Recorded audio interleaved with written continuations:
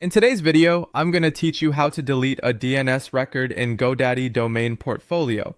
If you need to remove an outdated or incorrect DNS record from your GoDaddy account, this process is very straightforward. Just make sure you're deleting the correct record because DNS changes can affect how your website, email, or connected services work.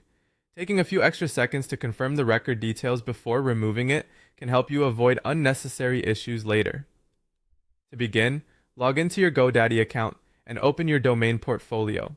This is where you can view and manage the domains connected to your account. Once you're in the portfolio, select the domain you want to work with, and then go into the DNS settings for that domain.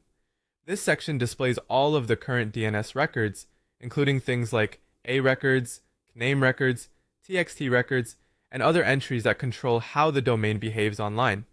After you're on the DNS page, look through the list and locate the specific DNS record you want to delete.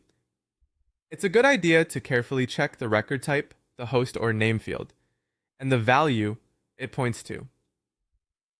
DNS records can sometimes look similar, especially if you have several entries for the same domain, so double checking here is important. Once you've found the correct record, click the trash icon or the delete option next to that entry.